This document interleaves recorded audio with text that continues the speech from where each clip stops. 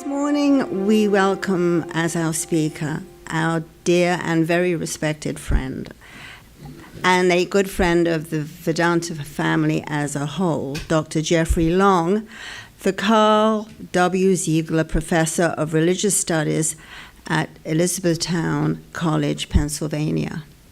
Dr. Long is a longtime practitioner of Vedanta, and in 2018 received the Hindu American Foundation's Dharma Savor Award for his efforts to help Americans understand Hinduism in academia and public schools.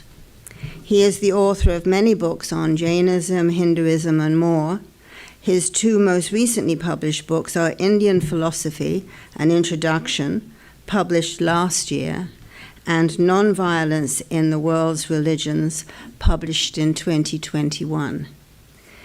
Another of Dr. Long's books, Hinduism in America, A Convergence of Worlds, just recently received a book award from the Dharma Academy of North America. The subject of his talk today, which has garnered a great deal of interest, is George Harrison and Vedanta, A Spiritual Journey Through Music. There will be time afterwards for Q&A, and after that we have another special treat. Soma will be offering a kirtan here today, and we are very much looking forward to that. They were here previously, and everybody thoroughly enjoyed them. Anyway, Dr. Long, please. Thank you, Diane, for your very kind introduction. And to everyone, namaste, namaskar, good morning. And if there are people watching around the world, happy whatever time of day it is for you. I'd like to begin with a prayer. Om Jananim Saradam Devim Ramakrishnam Jagadgurum Padapadme Tayo Shritva Pranamami Muhur Muhuhu. Holy Mother Sharada Devi, Ramakrishna, world teacher, having taken refuge in thy lotus feet, I pay my respects to you again and again. Om Shanti, Shanti, Shanti. Om Peace, Peace, Peace. I'm very happy to be here today, as I always am. It is such a privilege to speak at any Vedanta Society, and the Vedanta Society of New York is the original Vedanta Society, started by Swami Vivekananda in 1894. So this place has a very special place in my heart, so I'm very grateful to be here with all of you. I'm always received here with great kindness and hospitality, and this time has just been exactly the same. I love the fact that up here near the altar, we have an array of musical instruments for the kirtan performance later on. And, musical instruments are divine, right? They are a means through which divinity comes into the world in the form of music. And it reminds me of a great story. I don't know if it's apocryphal or not, but it's a story about George Harrison and Ravi Shankar, that early in their relationship, this would be around 1966, when Ravi Shankar was first teaching George Harrison how to play the sitar properly. Apparently George had been playing it improperly before that. He'd been playing it like a guitar. And the sitar first appears in a rock song on the Beatles song Norwegian Wood from 1965. And Ravi Shankar heard it and was horrified. He said, it sounds like someone's just plucking away at this. And so he taught George how to play properly. And one day, we sort of navigated the instruments coming up here. And one day, apparently, Ravi Shankar was teaching George Harrison in his own house, in George's house in England, one of his houses in England. And the phone rang. And this is before cell phones. So George Harrison had to get up and go to the next room to answer the phone. So he stood up, stepped over the sitar, and went to the other room, picked up the phone, talked, came back, sat down next to Ravi Shankar, said, okay, now where were we? Ravi Shankar, without saying a word, just slapped him in the face. And George Harrison was horrified, taken aback. What was that? And Ravi Shankar points to the sitar. He said, that instrument is God. He said, you treat it accordingly and show it respect. So there's a whole different sensibility from what George Harrison had been accustomed to in the world of rock and roll. But anyway, I thought of that as soon as I saw the instruments up here up here at the temple. So when Diane invited me to speak here today, she mentioned that a group of artists would be here to sing kirtan. I'm looking forward to that. I'm aware that I'm the only thing between you and kirtan today, so I don't want to take up too much time. But when she mentioned that, I was thinking of the topic that I could discuss, and the fact that these artists were going to be here immediately made me think of George Harrison and his spiritual journey, and the impact his journey has had on my journey and those of countless other seekers, especially from the West, who have found our home in a Hindu or Hindu-based or Hindu-inspired tradition. No one's really sure what to call these, right? We could call them Hinduism. Some people don't do that. The masters who came really didn't seem to mind one way or the other, but that's the term that we can use. A number of years ago, my very dear friend Kusamita Peterson, who is right here, mentioned to me another friend of hers who described himself as a George Harrison Hindu. My heart leaped when I heard these words. I thought, I'm one of those. I soon adopted this same term to describe myself. I think it conveys a lot, but you need to know a bit about George Harrison to know what it conveys exactly. For anyone who may not know, George Harrison was the lead guitarist for the Beatles, the most enduringly popular rock band in history. This is just my opinion, but I would say the greatest. But a lot of people, I think, agree. The Beatles not only made wonderful music, they shaped global culture from the 1960s to the present day. Does anyone know what the most popular album, the number one album of 2009 was? It was One by the Beatles. It was a collection of the Beatles' number one hits. It's 2009, right? Long after they had broken up. They shaped global culture, especially in Europe and America, but even places as far-flung as Japan and India. Wherever you go in the world, it's likely you'll find at least a few fans of the Beatles, even today, 60 years after they became famous in their native country of England. One of the Beatles' enduring influences on global culture has been their popularization of ideals and practices from the traditions of India, especially Vedanta.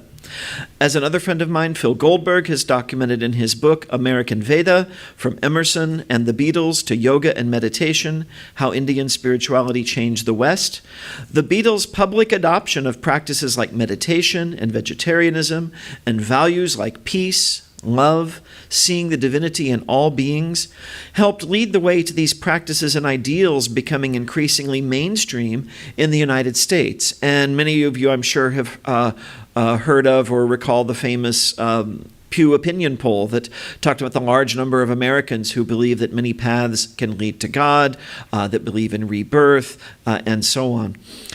All four of the Beatles were shaped by their encounter with India's spiritual wisdom. Of the two who remain with us in the body today, Paul McCartney and Ringo Starr, they both continue their practices of meditation and vegetarianism. During a celebration of his 80th birthday, which was broadcast live in 2020 on Sirius XM Radio, I was quite pleased to hear Ringo say that the greatest gift he'd ever received was his mantra given him by the Maharishi Mahesh Yogi, and that he still uses it to the present day. Paul McCartney regularly promotes vegetarianism and kindness to animals.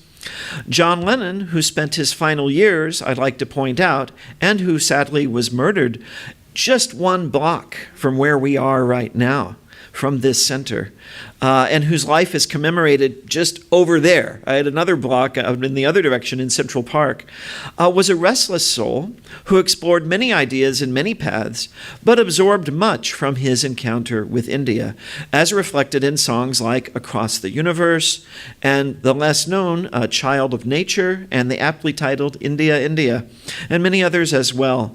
It was from John Lennon's Across the Universe that I first heard the phrase Jai Guru Deva. It's part of the refrain of that song. And I didn't know what it meant, but I liked how it sounded. That was long, long ago. Of all the Beatles, though, it was George Harrison who most fully and enduringly delved into Hindu thought and practice. And in so doing, he became something of a role model for other seekers like myself who have found in the Indian traditions a source of boundless inspiration, peace of mind, and joy. Now, I want to say something about role models because there are people who will become irritable about this, so I want to just address it right here at the beginning. When I say George Harrison is a role model, I want to be clear that I'm not saying it's necessary or even a very good idea to imitate his life in every respect. In fact, I think he would probably agree. The Beatles were human beings. They had their flaws, as do we all. Whenever someone is our hero, that doesn't mean we're saying they are perfect. Sometimes I speak publicly or write about people who've inspired me. George Harrison, Albert Einstein, Mahatma Gandhi, J.R.R. Tolkien, and many others as well. And someone inevitably points out some flaw in the character of that person. He did drugs, he was a lousy husband, he was a terrible father, he made bad political decisions, and so on. Right? That may all be true. In fact, it's certainly true. Probably there are worse things about all of these people that we don't even know. But if someone is our hero or role model, it means there's some specific area of life, in George Harrison's area of music, in which this person is especially gifted or insightful. And in fact, I would even say they become a channel of divine inspiration into the world. And they've inspired us, and they've made our lives better, and they've made the world a happier place. There was a recent film called Yesterday. I don't know if any of you saw it. It's a cute film. There's a young man in England, and he has a head injury and wakes up in a parallel universe where the Beatles never existed.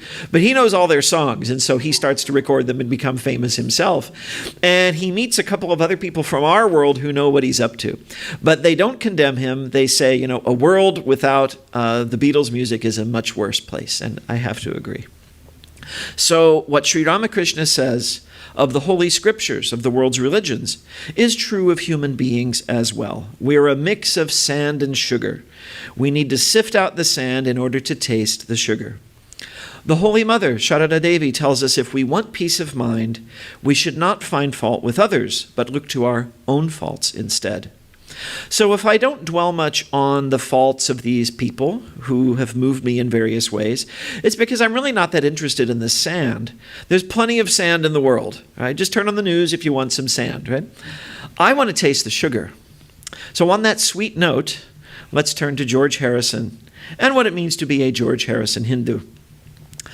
Apart from being a member of the most successful rock band in history, an experience unique to himself and his bandmates, George Harrison's journey in many ways mirrors those of numerous spiritual seekers who have found ourselves drawn to a Hindu-infused, Hindu-inspired way of life. The pattern of the Western seeker drawn to Hinduism, at least as I have observed and experienced it firsthand, is that of first experiencing a sense of deep disenchantment with the conceptual and spiritual resources of Western society. It's finding something lacking. This disenchantment can arise, as it did in my case, from a personal tragedy, the loss of my father when I was 12 years old. Some of you have heard about that. Or it can come from a realization of the emptiness of many of the goals and aspirations that Western society tends to value. This was certainly the case with George Harrison, who rose to the pinnacle of fame and fortune through the success of the Beatles, only to find that he was no happier and no more fulfilled than he was in his youth, and in some ways he was much less happy. To some extent, this was true of all of them.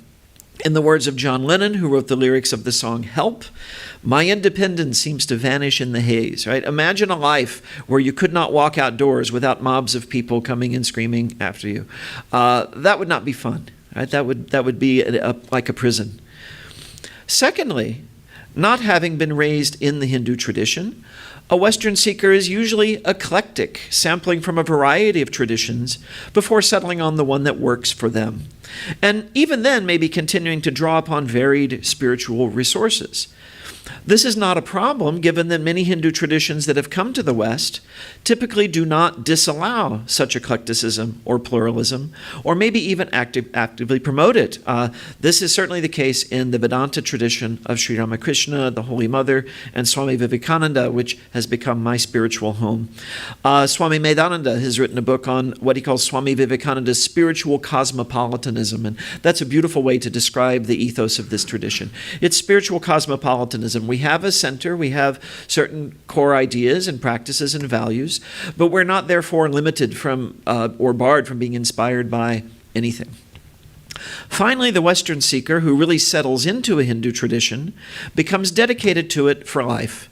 And this is not a mere dabbler, right? We have now people who have been dedicated for many decades to their particular path, their guru, their teaching. It's often the case that people who are born Hindu are suspicious of Western seekers because many, in fact, quite frankly, are dabbling or passing through a phase before they finally return to a more conventionally Western way of living and thinking. There's the notorious issue of cultural appropriation, which we see all the time, people adopting symbols and terms and so on without really understanding them properly, and often making a great mess of it in the process. This is the notorious U-turn to which some contemporary Hindu authors have referred. I think Rajiv Malhotra might have coined that term. But we're not all U-turners. There are Western Hindus whose dedication is lifelong and profound, with many taking monastic vows. This has been the case with many of my friends who are Swamis and Pravajakas in the Ramakrishna order and in other sampradayas as well. So there are people passing through phases and so on, and they're, as they would say in the 60s, they're on their trip, But there are people who are very serious, and we've seen now, it's been a while since the 60s, and there are people who've been dedicated to all of this for a very long time. George Harrison's life story can readily be seen to fit the pattern I've just described. First, his awakening to a Hindu spiritual path was precipitated by the existential crisis brought on first by the fame of the Beatles, and then catalyzed by his experiences with the psychedelic drug LSD.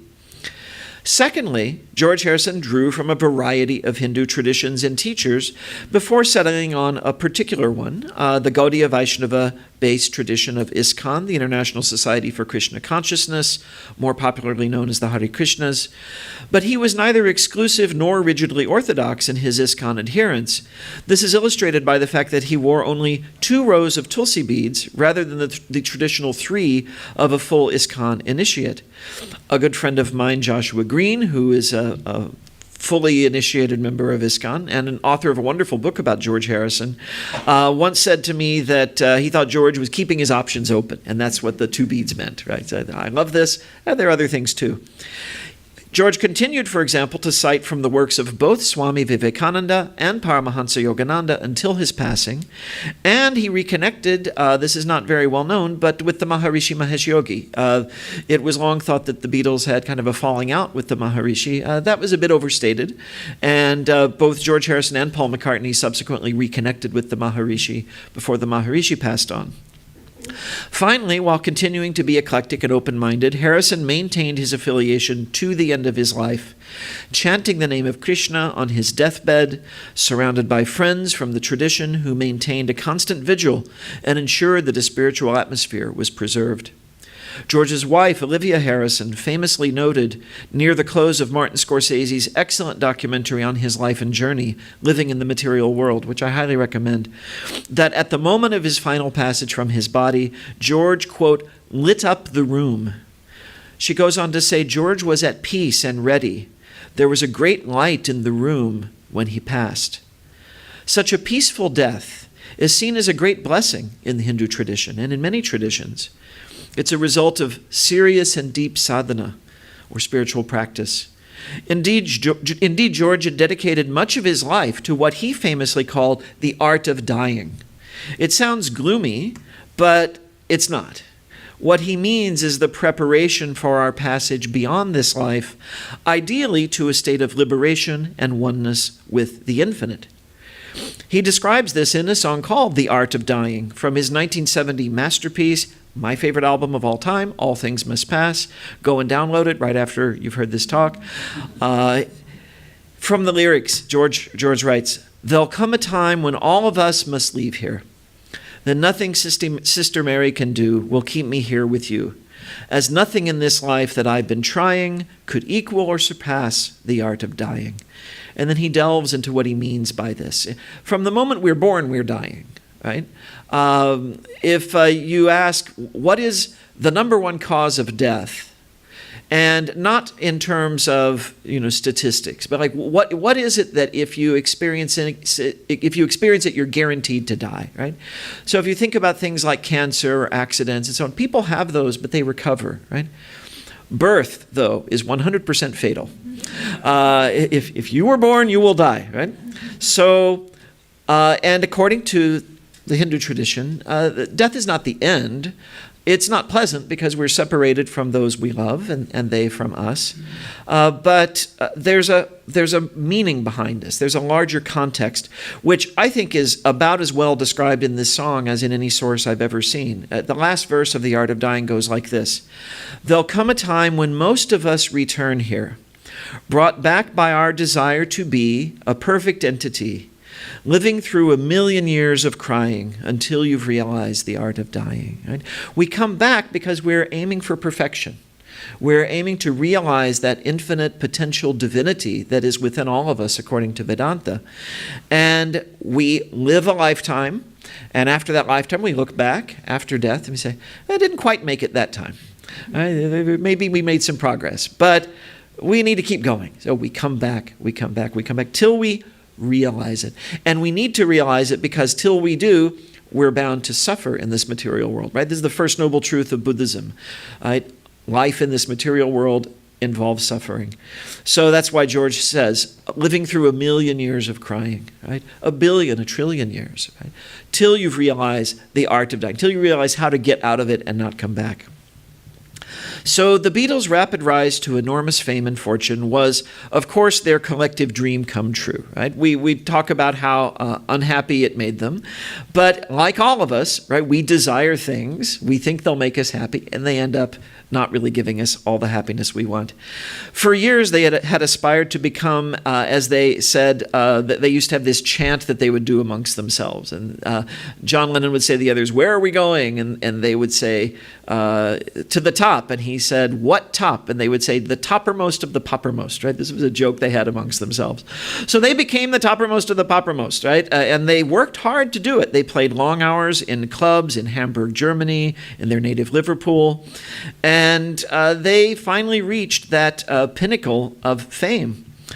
But by 1965, just 2 years after the rise of Beatlemania in Britain and its transmission the following year to the US and around the world, right here at the Ed Sullivan Theater right here in New York, right, in 1964, the group had become jaded and exhausted.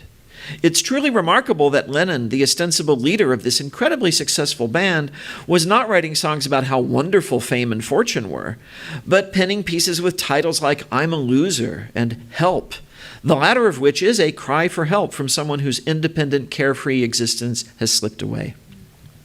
During this year, 1965, George Harrison's interest in India, and especially in Indian music, was aroused while the band were filming their second film, also titled "Help," after the song that formed a key part of its soundtrack. Ironically, "Help" is actually a pretty offensive parody of Hinduism, right? If you watch it today, it's like, oh my gosh, what is this? The Beatles would not have been sensitized to this in 1965, and they had nothing to do with the writing of the film. John Lennon described them as extras in their own film. It's kind of a weird James Bondish comedy film with Beatles songs. And the basic plot involves the band fleeing for their lives from a group of worshippers of the goddess Kali. They are intent on sacrificing the person who's wearing a particular ring, a sacred ring. Well, the rings become stuck on Ringo's finger. So they're chasing Ringo all over the world trying to get the ring off his finger. And they chase the Beatles through England, through the Austrian Alps, and on the beaches of the Bahamas. There's also a mad scientist who thinks the ring can help him rule the world, and so it's a funny, wacky movie. But there's no depth in it in terms of Hinduism. But the soundtrack includes sitar music, and the sound immediately caught George Harrison's attention. He later said that Indian music made more sense to him than anything else he'd ever heard. It resonated with him very, very deeply. It touched his soul. Now, while the scenes were being filmed in the Bahamas, the Beatles were met by Swami Vishnu Devananda Saraswati, who gave each member of the group a copy of his book, The Complete Illustrated Book of Yoga. His ashram, the Swami Shivananda Ashram, named after Swami Vishnu's guru, is located in the Bahamas on Paradise Island, not far from where the Beatles were filming, and it remains an active spiritual center today. Swami Vishnu's book was George Harrison's first direct exposure to Hindu thought and practice. As a side note, I had the honor of speaking at the Swami Shivananda Ashram in May of 2017. After I was finished there, I came here to New York and gave my talk, The Yoga of Yoda, right here at the Vedanta Society of New York. It was my first invitation from Swami Sarvapriyananda to speak here. He also coined the title of that talk. While in the Bahamas, I got to walk on the beach where the Beatles goofed around in the final scene of Help. So that was quite fun. Later in 1965, Harrison and Lennon were at a small private party at which they were given LSD by their host. He, as they say, spiked their coffee. Frightened when told by the host what he had done, the two Beatles left the party with their wives and went to a club, and then returned to Harrison's home. And it was a mind-bending experience for all of them. I think they must have been divinely protected, because somehow John Lennon managed to drive them home while having all of these bizarre experiences. As it does for many who try it, full disclosure, I have not tried it. This drug elicited a deeply spiritual experience in Harrison. He said, quote, "I had such an overwhelming feeling of well-being, that there was a God and I could see him in every blade of grass. He said it was like gaining hundreds of years of experience in 12 hours. But it overwhelmed him. It opened his mind. Some of the psychedelics, I don't want to get too far into the weeds of neurochemistry here, but they basically allow you to sidestep those aspects of the mind which basically keep us grounded in what we call Maya, right, in the Vedanta tradition. And some of the experiences that people have in that state are overwhelming to them. They're too much to process. Sometimes people have I want all listeners to not go out and try, at least in any unsupervised way, any of the. There are people now doing it under the supervision of doctors, and so in a much more measured way. And I think that may have benefits. I've been told it's very good for people with PTSD and that sort of thing.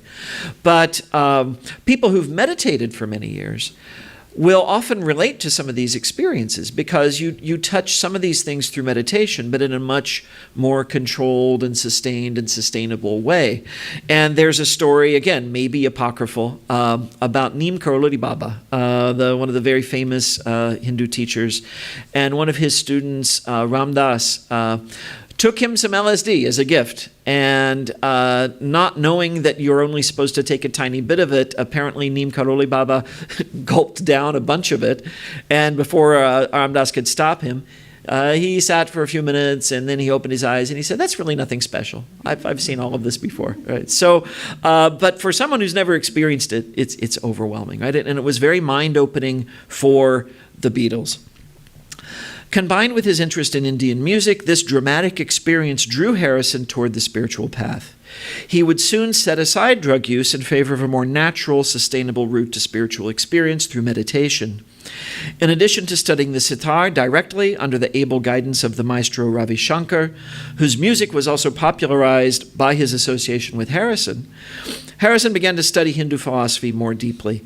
And I just want to note that I think his friendship with Ravi Shankar is probably the most significant event of his life in terms of his encounter with India. Ravi Shankar became, not in a formal sense, but something of a guru to George Harrison. And till George Harrison's passing, he regularly visited India to see Ravi Shankar, and much of what he learned from Ravi Shankar, not only the music, but the whole culture.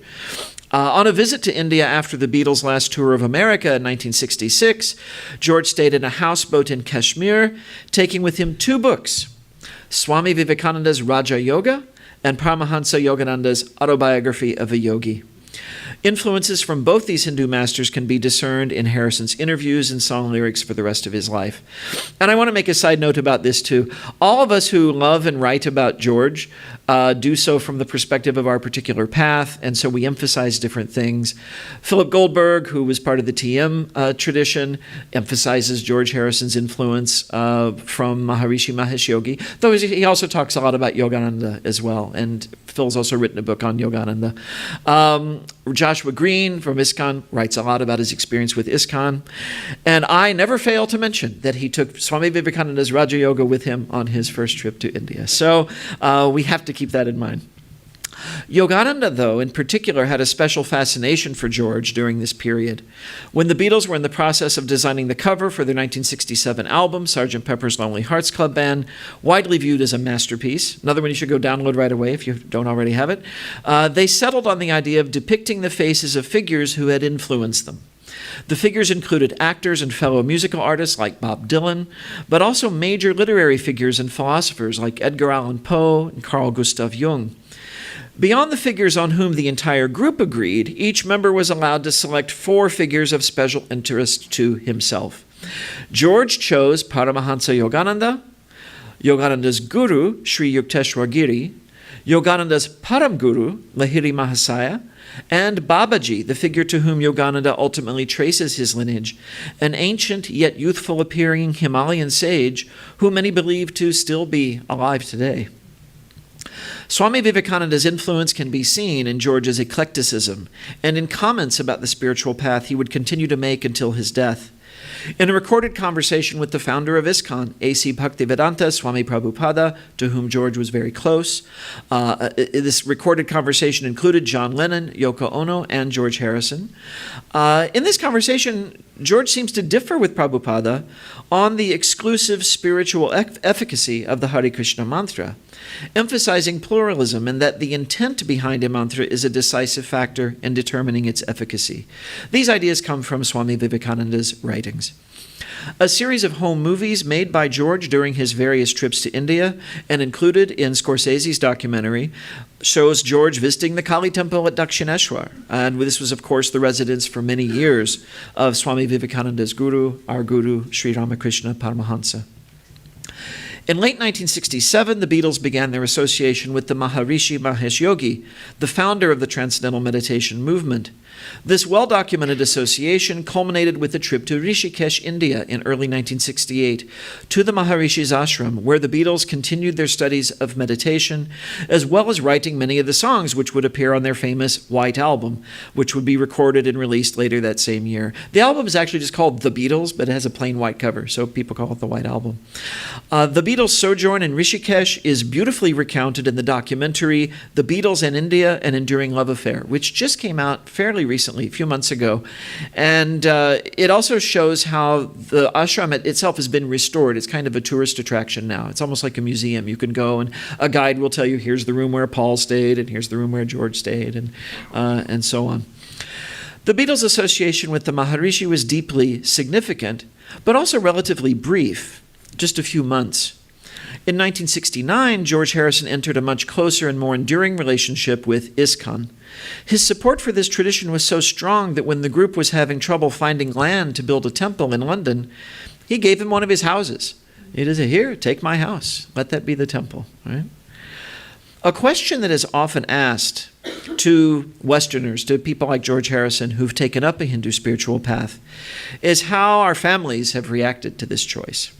In his book, How to Become a Hindu, Sadguru Shivaya Subramanya Swami, an acharya in the Shaiva Siddhanta tradition, the founder of the journal Hinduism Today, and himself a Westerner born with the name Robert Hansen, argues that it is important, as much as possible, to treat members of the religion to which one is born, especially one's family, with kindness and compassion. Right? The idea is not that you are turning your back on or rupturing a relationship. The idea is that you're deepening something. Right?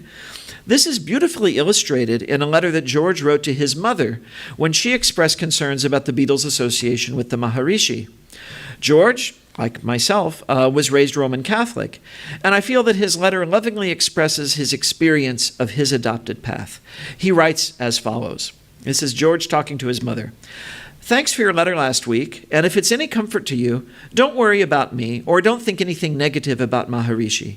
He's not phony. He's not taking any of our money. All he's doing is teaching us how to contact God. And as God is not divided into different sects, as our religious leaders here make out by their prejudices, it doesn't affect my dedication to Sacred Heart in any way. Sacred Heart was the Catholic parish in which he was raised. It only strengthens it. Don't think that I've gone off my rocker, because I haven't. But I now love you and everybody else much more than ever. So it's not that bad, is it? So this was George Harrison's understanding of the spiritual path and what he was doing.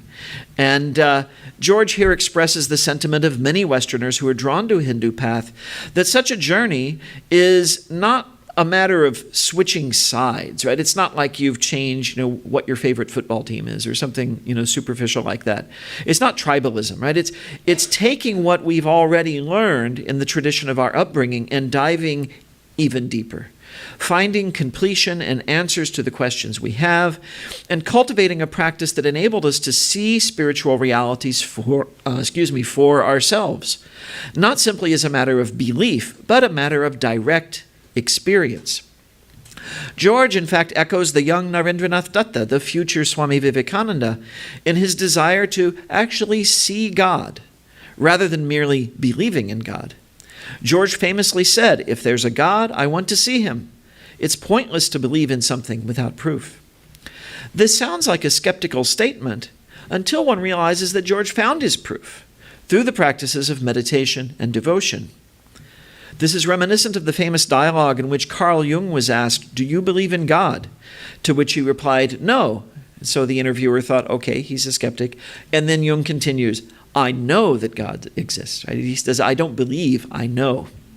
And of course we know that when Narendranath Datta asked Sri Ramakrishna, "Have you seen God?" Sri Ramakrishna replied, "Yes, only more intensely than I am seeing you now." The vision of God is so profound that all else appears as unreality. And that's why we call it Maya. George most famously expresses his longing to see God in his first major hit song after the Beatles' breakup, 1970's My Sweet Lord, also from the album All Things Must Pass, same album as Art of Dying. He says, "I really want to see you, really want to be with you, really want to see you, Lord, but it takes so long, my Lord." But then he continues, "I really want to know you, really want to go with you, really want to show you, Lord, that it won't take long, my Lord." When you start off the path, it seems like it's going to take forever. But then you get on it, you have some experiences, you get inspired, and you realize, oh, this is going to happen. Right? In the chorus of this celebrated song, George popularized the Hare Krishna mantra and brings a Hindu tradition closer to the Western mainstream. He includes what I would call a Christian mantra, the word of praise, Alleluia. In fact, the song starts with the chorus singing Alleluia. And you would think for the first few minutes of the song that it's a Christian rock song, till the chorus starts singing Hare Krishna, Krishna Krishna, Hare Hare, Hare Rama, Rama Rama, Hare Hare. And then from Shankaracharya's Guru Gita, Guru Brahma, Guru Vishnu, Guru Devo, Maheshwara, Guru Sakshat Param Brahma Tasmai Shri Gurave Namaha. To that teacher who is Brahma, who is Vishnu, who is the great Lord Shiva, who is the witness, the supreme Brahman, to that teacher I pay my respects. So it's a kind of universal prayer that George Harrison has incorporated into My Sweet Lord. Interestingly, the chorus that is singing is his own voice, multi-tracked. It's been recorded and redubbed about 20 times to make it sound like a choir. And one thing that I also love about George Harrison, and he realizes that spirituality can be joyful, right? It's not a humorless thing. He was full of humor, and sometimes it was very subtle humor. In the credits on the album All Things Must Pass, the chorus is dubbed the George O'Hara Smith Singers, and it was just him, right? Sometimes he would also guest star on other people's albums and play guitar on other people's songs. And in the credits, he would appear as Hardy Georgeson instead of George Harrison. So these are things that he liked to do. In terms of an enduring commitment, George's devotion to Krishna endured long beyond his initial association with ISKCON, lasting to the very end of his earthly life on the 29th of November, 2001, when he died of cancer, no doubt brought on by an unfortunate lifelong habit of smoking. References to this devotion specifically, and to Hindu philosophy more broadly, including the teaching of Swami Vivekananda, are present in his song lyrics, starting during the time of the Beatles themselves, and culminating with the prayer to Lord Shiva at the very end of his last album, Brainwashed, which was issued after George's death in 2002. George knew the album would only be released posthumously, as he was fighting cancer while he recorded it. At the very first song on it, it's called Any Road. It's got this beautiful refrain, "If you don't know where you're going, any road will take you there."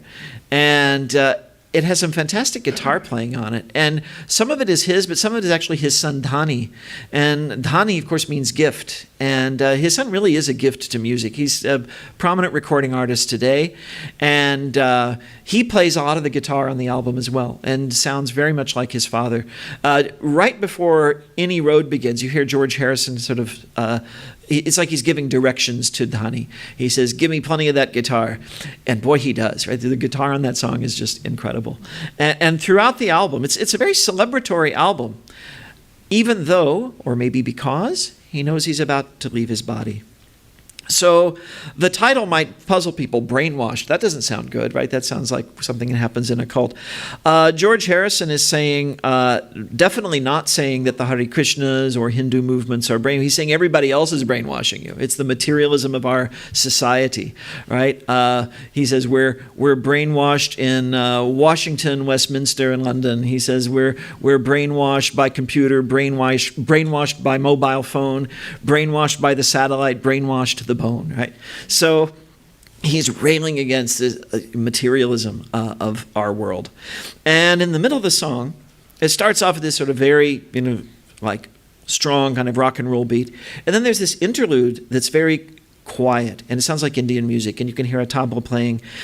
And a woman's voice recites a quote from Swami Vivekananda. It's one of my personal favorites. She says, "The soul does not love. It is love itself. It does not exist. It is existence itself. It does not know. It is knowledge itself." And then she quotes the book. She says, "How to Know God," page 130. I always mention this to my students when I'm telling them to cite their sources. See, like even in the song, he cited his source.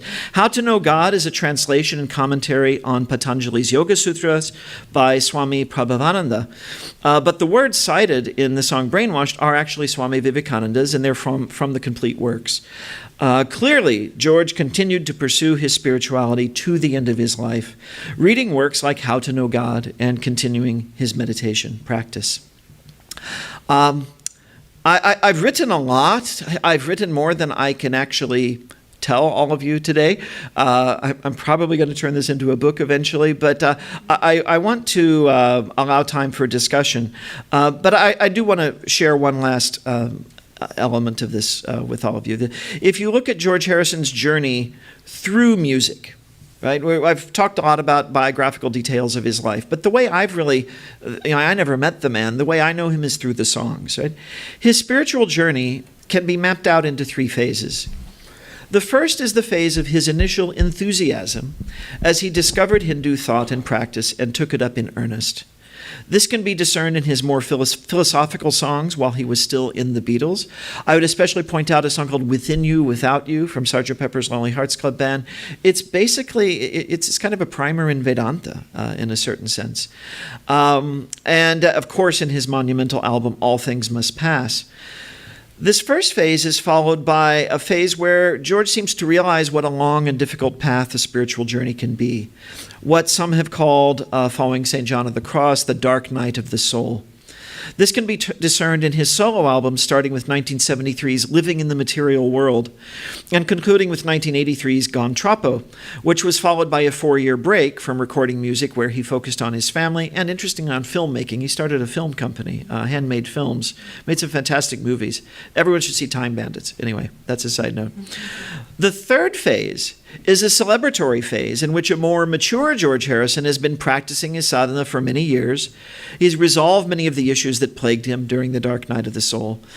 And this can be seen in his comeback album, 1987's Cloud 9, the absolutely jubilant Traveling Wilburys albums that he made with his friends, Bob Dylan, Roy Orbison, Jeff Lynne, Tom Petty, and can be traced all the way to the end of his life and to the concluding track of Brainwashed, which I just discussed.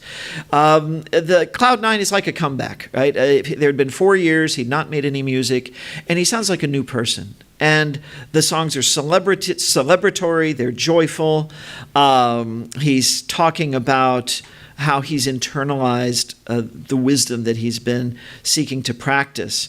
The one song in particular, there's a song on Cloud 9 called This Is Love. And he's talking about karma and the fact that we have gotten ourselves into this mess, but that means we can also get ourselves out. So there's hope. Our problems have been our own creation, he sings. They also can be overcome if we use the power provided free to everyone. This is love. Right? So it's very, very inspirational. So I'll conclude my formal remarks by saying that in the life and music of George Harrison, both as a member of the Beatles, but even more so during his solo career, he's served to infuse Hindu thought and practice into Western culture. Such a famous and celebrated member of Western society had not so openly embraced Hindu ideas since the time of Ralph Waldo Emerson and Henry David Thoreau. George Harrison was far from being alone as a member of the counterculture of the 60s and 70s in this embrace. But few, if any, other representative of this culture had his kind of power to endure and to make an impact on the wider society. George, you are now with Lord Krishna, singing and playing for his pleasure, just as you did while you were here with us, living in the material world. Thank you for the gift of your music and life. Thank you.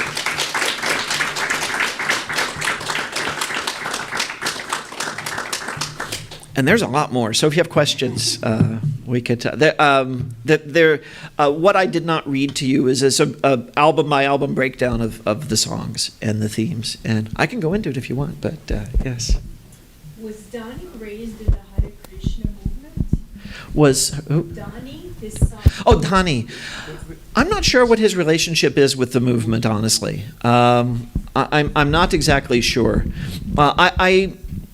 From what I know about it, I've never heard that he is, but my sense is that he would be, sort of friendly to it, but I don't know if he's any kind of, practitioner of it. I don't know the answer to that question. I'll go find out right after this. Yeah. There are definitely interesting spiritual themes in his music, but nothing as explicit as what you see in George Harrison. So I don't know to what extent. He was raised in that atmosphere, though. I think you can definitely say that. It made an imprint on him. That I feel I can say with some certainty.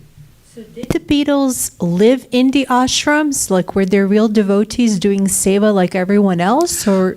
They were in Rishikesh from, I think it was late January, early February to about April of '68. They were there for a solid 2 or 3 months. And yeah, there were other people there. But I don't think they had an ordinary ashram experience. The Maharishi was very conscious that they were celebrities, and he was hoping through them to share his message with the wider world. And along with the Beatles, the artist Donovan, about whom I could give a similar talk because he also remains a devotee to the present, and Mike Love from the Beach Boys were all there together. Also, interestingly, the sister of the actress Mia Farrow, Prudence, about whom the Beatles song Dear Prudence was written, because she would love to sit in her room and meditate throughout the day. And the others would also meditate. They actually had a funny kind of contest where they would see who could meditate the longest.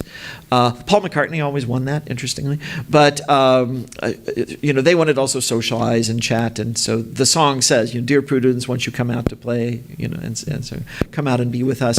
So I don't think they had the kind of ordinary ashram experience that I think most people would have. They were given a special treatment for sure. And this was really the first time anything like this had happened. Right now, it's not uncommon for fairly famous people to participate in spiritual communities and so on. But I think very often, and I'm not saying anything negative about this. I think it's perfectly reasonable. The movement would like to see those people become their spokespersons, right? So I don't think they have sort of necessarily the experience of the common person. Yeah. Great questions. So there's one in the back too. Yeah, one in the back and one in the front. You're going to get exercise with that, running the mic back and forth. Thank you for your great discussion. My question is that when you went to London a few years back, it's a sprawling mansion which has been donated by George Harrison to the Hare Krishna Society. So my question is that, was it generalized? It's a Hinduism he was attracted to, or it was just a Vedantic philosophy that you are referring? He looked like he was encompassing. Yes. Yeah, it was quite encompassing. He was quite eclectic. That things appealed to him which he could practice and see the direct result of. He was very skeptical about, believing on faith, right? He wanted to see it for himself.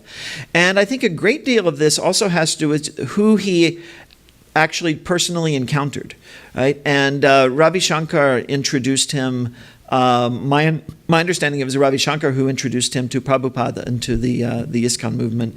And I don't want to say anything that is that I can't back up, but I remember reading that Ravi Shankar was not very pleased with their encounter with the Maharishi, and that his sense was that George would get a more authentic experience with the Hare Krishnas. And so he kind of encouraged George in that direction. That's my understanding, but that may be wrong. But even when he was connected with that, like I said, he was not exclusive. He kept reading other things and quoting other things. And so it was a much more kind of encompassing approach. Very, very similar to what we have, I think, in the Vedanta tradition. I think I saw Kusamita raised her hand, yes. I think he'll bring the mic so other people can hear. Another very well-known musical figure who was very close to Ravi Shankar was Philip Glass. Yes. And Philip Glass actually took Ravi Shankar as one of his two main teachers in understanding music and how to compose music. And he was also a seeker on a spiritual path.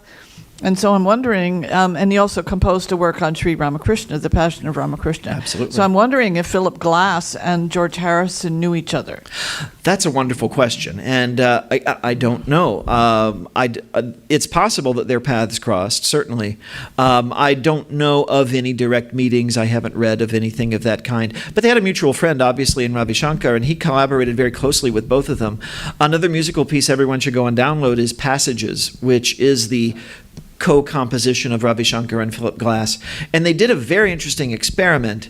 They decided that Ravi Shankar would compose the sections with the Western music and the Western instruments, and Philip Glass would compose the portions that use more of the Indian instrumentation.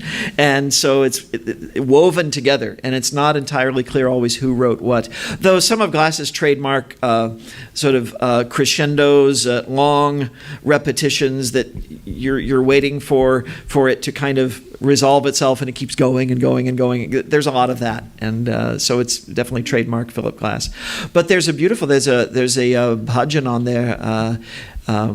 Hey Nath Kripa Kijiye, oh Lord, give me grace. It ends with that song, and that's Ravi Shankar and Philip Glass collaborating. And I believe you know Philip Glass. I did work with him. Yes, yeah, and he has beautiful opera of the life of Sri Ramakrishna. Right. Philip Glass. Yes. He's 86 and he just has a work being performed at Carnegie Hall right now. Oh, okay. Alive and active. I guess did you ever meet George Harrison? Yeah, that would be the thing to ask. Yeah. My wife met Ravi Shankar, actually. This is before we met, but some of you might know she's a professor of Japanese. As she describes herself, she's an Indian teaching Japanese in America. And Ravi Shankar did a collaboration with a Japanese artist, And the Japanese artist came to Delhi, where Ravi Shankar was living at the time. It was in the early 90s. And they needed a translator. So my wife was teaching Japanese and, obviously knew English. So she got to translate between Ravi Shankar and this Japanese artist. And his daughter Anushka Shankar, who's a brilliant artist in her own right now, was 10 years old at the time. And was sort of dancing around in the garden. And so she loves to narrate that. And I always say, why didn't you stay in touch? I could have met Ravi Shankar. I could have met George Harrison. But anyway, we dream of these things. But yeah, my wife got to see Ravi Shankar perform with the Chicago Symphony in the late 90s. He was quite elderly by that point, but very strong performance. Age doesn't slow us down. We actually get better with age. Then the body starts turning on us. So, okay. All right. Okay. So, you mentioned about the other Western movie makers and artists like George. What do you think are the qualities of Hinduism that really attracted these kind of artists? Okay, I think that, and I can definitely tell you about George, but I see this with many other artists as well. There is, and it's dangerous to overcharacterize, because there are all these wonderful mystics in the Western tradition. They're an exception to everything I'm about to say. But the way many of us grow up with the dominant traditions in the West, it's very much about, believing, having faith, even if you can't really prove it or see it. Sometimes it almost seems to be the more outlandish the thing you believe, the better, right? That shows you really have faith. And the idea that there are specific practices, if you think of Raja Yoga, right? There are ways of modifying our consciousness through which we can actually perceive directly certain things. You can also see these traditions as providing a conceptual framework for human life that has a certain logic to it. The whole idea of karma and rebirth, the idea that we keep choosing to come back until we attain perfection, there's a certain logic to that, right? It's comforting because our loved ones still exist somewhere in some form. We will continue to exist somewhere in some form. But the ultimate point is not that. The ultimate point is that what happens to us in life in this framework therefore makes sense, right? There's a logic to it. We're not blaming it on God. We're not blaming it on a devil. It's us, right? And this is what Advaita Vedanta teaches, right? Ultimately goes back to the self. And so I think for people in the Western world who maybe are disenchanted with the dominant ways of thinking, I think it's very appealing. It's spiritual and scientific at the same time. What is often, I think, seen or experienced as the coldness of atheism in the West is also not there, right? If you look at a tradition like Vedanta. So I have a good friend in this tradition, in the Vedanta tradition, who once said to me, and I feel this way myself, she said about herself, I'm too religious for most scientific people, and I'm too scientific for most religious people, right? So there's this nice spot in the middle where Vedanta, and I'd say Buddhism is right there too, I'd say Jainism is right there too. They're right in this spot where it's rational, there's a framework that makes sense conceptually, and that's consistent with our experience. I'm not saying it's scientifically provable, because our senses don't go that far, but it's logical, and it's consistent, and it is deeply, deeply comforting, right? That you have this, and as you practice something, you begin to know it, right? It's no longer a matter of belief. You sense that self, that presence, and you have experiences which are self-validating, right? They confirm themselves in a sense. You couldn't really persuade someone else this way, but it's like if you try it, you find that it works, and that it's a very and that doesn't mean it's always easy. And I mentioned George Harrison went through his phase of a number of years where it was quite a struggle, but you persist, and it makes life, the troubles of life, much easier to endure. Right? This is one of my favorite quotes from the Holy Mother. She says, one who makes a habit of prayer and meditation, for that person, they will remain calm and unruffled in the midst of the trials of life. And I find increasingly that it's true. The more I have this practice myself, I have these experiences that validate for me that I'm really glad I do this, right? I think some of you might have heard the story when I broke my ankle back in 2019, and how the doctor in the emergency room said, "I've never seen anyone who was so obviously in pain, who was so cheerful. You know, what's your secret?" And I said, "Pain is in the body, suffering is in the mind." And I don't know why I said that. It just kind of came out. And then he said, "Oh, what do you do for a living?" I said, "Well, I'm a professor. I teach Asian philosophies." And so we got into a conversation about meditation and so on. I think if I'd had that experience 20 years before, I'd have been a mess. I'd have been anxious about every aspect of it. I would have been much more fearful and worried. But it's just like, well, that's the material world, right? Living in the material world, these are the things that happen. So you endure them and know that that is not you, right? So I think that's what appeals to people in the West about all of this. All right. So kirtan time, I suppose. All right, wonderful. Thank you all.